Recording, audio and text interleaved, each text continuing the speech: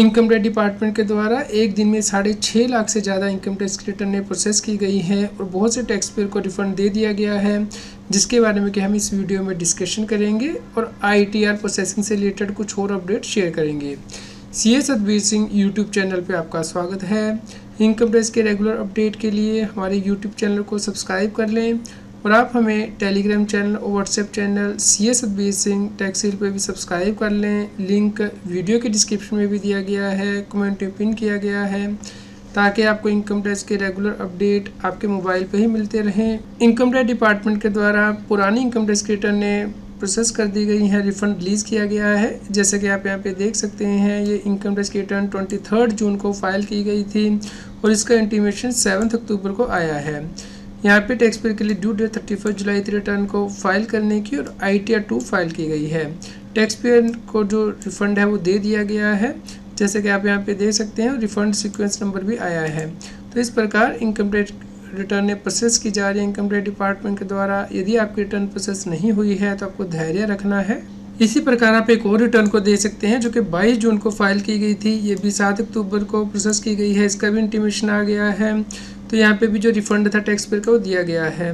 तो जो जून की रिटर्न पेंडिंग थी प्रोसेसिंग के लिए, उन्हें अब उठाया गया है इनकम टैक्स डिपार्टमेंट के द्वारा और उन्हें प्रोसेस किया जा रहा है और जो हाई रिफंड थे वो भी रिलीज़ किए जा रहे हैं इनकम टैक्स डिपार्टमेंट के द्वारा।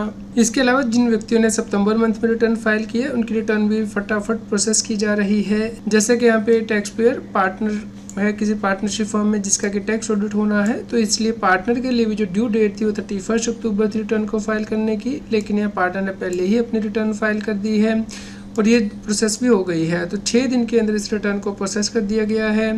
तो यदि आपकी भी कोई टैक्स ऑडिट वाली रिटर्न है तो जल्दी फाइल कर दीजिए, वो जल्दी प्रोसेस हो जाएगी और आपका रिफंड भी जल्दी आएगा और आपको नेक्स्ट मंथ में जो इंटरेस्ट या लेट फीस पे करनी है वो भी नहीं पे करनी पड़ेगी। दोस्तों, इनकम टैक्स की वेबसाइट पे नया फीचर उपलब्ध कराया गया है, नया इनकम टैक्स एक्ट बनाया जा रहा है और इसके लिए सजेशन मांगी जा रही है। तो आप इनकम टैक्स की वेबसाइट पे जाके यहाँ पे सजेशन दे सकते हैं, जहाँ पे कि हम मुहिम चला रहे हैं कि जो व्यक्ति पहले इनकम टैक्स की रिटर्न फाइल कर रहा है उसकी रिटर्न पहले प्रोसेस होनी चाहिए।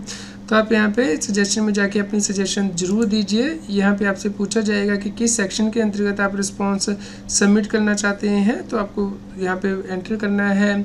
और सिंप्लीफिकेशन लैंग्वेज क्या होनी चाहिए, लिटिगेशन रिडक्शन क्या होगा, रिडंडेंट या फिर ऑब्सोल्यूट प्रोविजन कौन सी हो चुकी हैं, कॉम्प्लायंस रिडक्शन क्या है। तो यहाँ पे आपको सेक्शन 143 सब सेक्शन 1 चूज़ करना है और ये कहना है कि आप चाहते हैं कि FIFO मेथड से रिटर्न प्रोसेस हो, यानी कि जो व्यक्ति पहले रिटर्न फाइल कर रहा है उसकी रिटर्न पहले प्रोसेस होनी चाहिए, जिससे कि जो टैक्स पेयर का कॉन्फिडेंस है गवर्नमेंट के सिस्टम में वो बढ़ेगा और वो टाइमली रिटर्न फाइल करेंगे, जिससे कि जो सरकार का रेवेन्यू है वो भी इंक्रीज़ होगा और ईज़ ऑफ डूइंग बिजनेस भी होगा। तो यहाँ पे आप टोटल 5 रिस्पॉन्स सबमिट कर सकते हैं। तो जब आप रिस्पॉन्स सबमिट करेंगे आपसे आपका मोबाइल नंबर मांगा जाएगा और आपका नाम पूछा जाएगा, उसके बेस पे आप यहाँ पे सबमिट कर सकते हैं अपने सजेशंस। यदि किसी टैक्स पेयर का रिफंड फेल हो जाता है तो उसे रिफंड री इशू की रिक्वेस्ट इनकम टैक्स के पोर्टल पर डालनी है। इसके लिए इंश्योर करना है कि वो पहले अपने बैंक को वैलिडेट कर ले, उसके बाद ही रिफंड री इशू की रिक्वेस्ट डालें। और रिक्वेस्ट भी ई वेरिफिकेशन मोड से ही होगी, यानी कि आपको आधार OTP के साथ या EVC या DSC के साथ रिक्वेस्ट को ऑथेंटिकेट करना होगा। उसके बाद ही आपकी रिक्वेस्ट सबमिट होगी, यानी कि 1 टाइम पासवर्ड जैसे कि आपके आधार लिंक मोबाइल नंबर पे आएगा। उसके बाद ही आपकी जो रिफंड री इशू की रिक्वेस्ट है वो सबमिट होती है इनकम टैक्स के पोर्टल पे। यहाँ पे हमारे सब्सक्राइबर ने मैसेज भेजा है कि उन्होंने 27 जून 2024 को रिटर्न फाइल की थी ITR 2, जो कि लंबे इंतजार के बाद प्रोसेस कर दी गई है 7 अक्टूबर 2024 को और उन्हें इंटीमेशन मिल गया है। यहाँ पे उन्होंने CS Satbir Singh YouTube channel का थैंक्स किया है कि इस इनऑर्डिनेट डिले में उन्होंने टैक्स पेयर की जो चिंता है वो कम करने में मदद की है।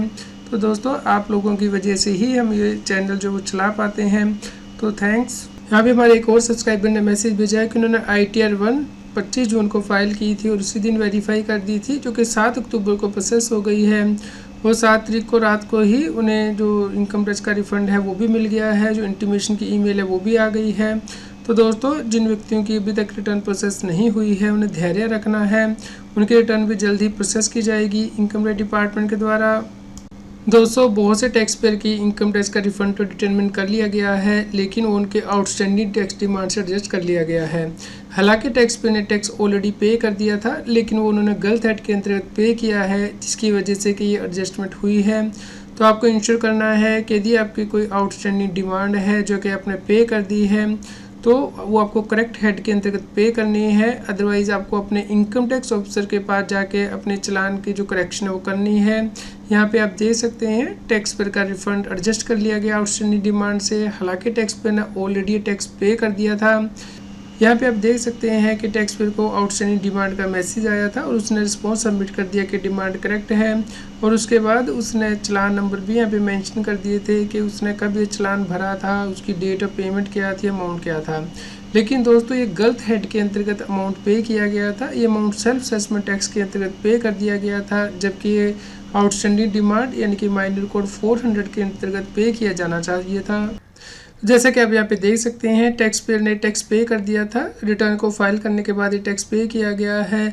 तो इस केस में सेल्फ असेसमेंट टैक्स का जो माइनर कोड है वो चूज़ कर लिया गया, जो कि गलत है। इस केस में माइनर कोड 400 चूज़ किया जाना चाहिए था आउटस्टैंडिंग डिमांड को पे करने के लिए। तो इस केस में टैक्स पेयर को अपने इनकम टैक्स ऑफिसर के पास इस चालान की करेक्शन करानी है, यानी कि जो माइनर हेड है सेल्फ असेसमेंट टैक्स इसे चेंज करवाना है। आउटस्टैंडिंग टैक्स डिमांड की पेमेंट के अंतर्गत माइनर वो हेड यहाँ पे 400 आएगा, तो उसके बाद उसकी डिमांड एडजस्ट हो जाएगी। तो यदि आपका भी इस साल का रिफंड एडजस्ट कर लिया गया है पुराने साल की डिमांड से, तो आपको अपने ऑफिसर को मिलना है कि आप वो डिमांड पहले ही पे कर चुके हैं, इसलिए आपका रिफंड होल्ड ना किया जाए और ये करेक्शन करवानी है। पिछले 25 दिनों में सबसे ज़्यादा इनकम टैक्स रिटर्नें 6 अक्टूबर को प्रोसेस की गई हैं। 6,72,000 से ज़्यादा रिटर्नें एक दिन में प्रोसेस की गई हैं और टोटल 7 करोड़ 20 लाख से ज़्यादा इनकम टैक्स की रिटर्नें प्रोसेस हो चुकी हैं। तो आप यहाँ पे देख सकते हैं कि डेली कितनी इनकम टैक्स की रिटर्नें इनकम टैक्स डिपार्टमेंट के द्वारा प्रोसेस की गई हैं। यदि आप पिछले 47 दिनों का आंकड़ा देखते हैं तो 2 करोड़ 26 लाख से ज़्यादा इनकम टैक्स की रिटर्नें प्रोसेस की गई हैं। यहाँ पे एवरेज नंबर ऑफ़ आईटीआर जो प्रोसेस की जाती हैं एक दिन में वो कम हो चुकी हैं, क्योंकि यहाँ पे कुछ दिन इनकम टैक्स डिपार्टमेंट ने बहुत ही ज़्यादा कम रिटर्नें प्रोसेस की थी या नहीं प्रोसेस की थी। तो यहाँ पे आप देख सकते हैं कि टोटल जो आईटीआर वेरीफाई हो चुकी हैं 7 करोड़ 67 लाख हैं, जिसमें कि 7 करोड़ 20 लाख प्रोसेस हो चुकी हैं। इस प्रकार ऑलमोस्ट 47 लाख रिटर्नें ही प्रोसेसिंग के लिए पेंडिंग है, जिन्हें कि 10 से 11 दिन लग सकते हैं इनकम टैक्स डिपार्टमेंट को प्रोसेस करने में। यदि आप 6 अक्टूबर तक का डेटा देखते हैं तो 7 करोड़ 80 लाख रिटर्नें फाइल हो चुकी हैं, जिसमें कि 7 करोड़ 87 लाख रिटर्नें वेरीफाई हुई हैं और 7 करोड़ 20 लाख से ज़्यादा रिटर्नें प्रोसेस हो चुकी हैं। इस प्रकार 94% रिटर्नें प्रोसेस हो चुकी हैं और सिर्फ 6% रिटर्न ही पेंडिंग है प्रोसेसिंग के लिए। उम्मीद करते हैं आपके लिए न्यूज़ यूज़फुल होगी। कृपया लाइक करें और शेयर करें ताकि सभी लोगों तक ये जानकारी पहुँच पाए और वो इनकम टैक्स की कंप्लायंस कर पाएँ। इनकम टैक्स की और अधिक जानकारी के लिए आप CS Satbir Singh YouTube channel पर जाके प्लेलिस्ट में जाके टॉपिक वाइज प्लेलिस्ट देख सकते हैं कि इनकम टैक्स में कौन से नए बदलाव हो रहे हैं, जैसे कि इनकम टैक्स अपडेट के अंतर्गत या फिर डायरेक्ट टैक्स कोड के अंतर्गत। रेगुलर टैक्स अपडेट के लिए इस चैनल को सब्सक्राइब करें। आप हमें Telegram app CS Satbir Singh टैक्सील पर ज्वाइन कर सकते हैं ताकि आप GST और इनकम टैक्स के रेगुलर अपडेट अपने मोबाइल पर ही प्राप्त कर सकें।